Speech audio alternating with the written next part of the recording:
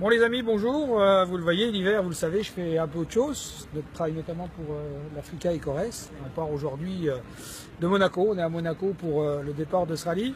J'avais promis de vous donner des informations concernant la saison de Jet 2016 avant de partir. Donc j'ai pas eu le temps d'écrire. Je vais faire une vidéo, c'est plus simple. Vous savez que les idées passent en général très bien.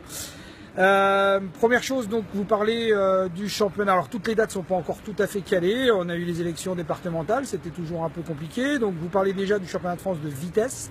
Donc on va faire toutes les courses en regroupant les runs, les bras. Tout le monde sera ensemble.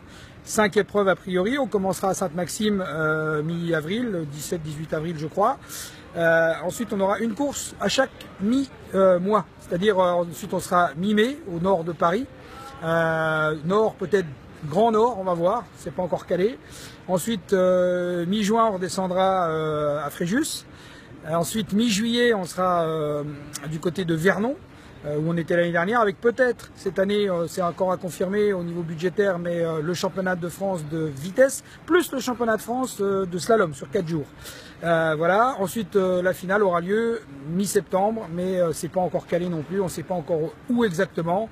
L'année dernière, on a eu des soucis à Avignon, vous le savez, avec le Rhône. Donc, je vais des garanties que le Rhône ne va pas déborder. Difficile de faire rouler les runs.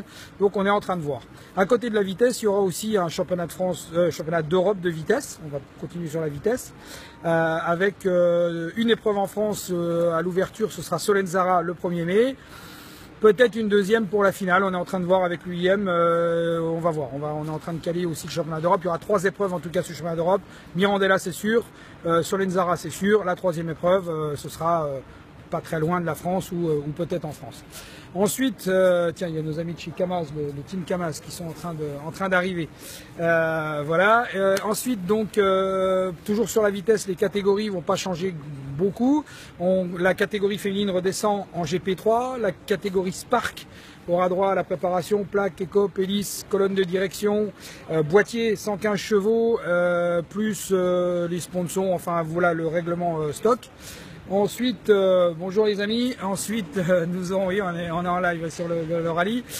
Ensuite, catégorie ski GP3, il y aura un petit changement en ski GP3 puisque les Kawasaki pourront monter en 850 cm3 et les Yam pourront mettre les cylindres de 760. La fédération l'a décidé pour être comme dans tous les autres championnats. Dernière petite info, il n'y aura plus les runs GP2.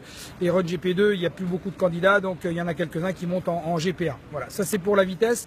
L'endurance, donc nous aurons 4 épreuves d'endurance normalement. 3 ou 4, c'est pareil, c'est pas tout à fait calé. La première, ce sera Solenzara, le 2e week-end de mai, avec le championnat d'Europe. Vous savez qu'il y a un championnat d'Europe d'endurance qui se faisait sur une épreuve jusqu'à Portimao jusqu'à présent. Là, on aura 2 épreuves. Donc, il y aura Solenzara et le Portugal. Ce ne sera pas forcément Portimao 3 semaines après. Donc, 2e week-end de mai. La 2e épreuve du championnat de France aura lieu au Cap d'Agde le week-end de Pentecôte. C'est 23-24 mai, je crois, avec le championnat Grand Sud. La 3e épreuve de l'endurance aura lieu à Fréjus avec les bateaux le 2e week-end de juin, et puis la finale de l'endurance aura lieu à Cavalère comme chaque année avec Cavalère, une course qu'on va essayer de vous faire offshore. Je dis on va essayer parce que c'est pas facile avec les autorités, avec les affaires maritimes, mais on va essayer de vous faire un gros offshore avec une belle course. Avec Vincent, on a imaginé, puis les jeux autour, ça s'appellera la Cavallo Jet Game. Donc voilà, donc ce sera le 3e week-end de septembre comme d'habitude. Niveau règlement, il n'y a pas de gros changements sur l'endurance.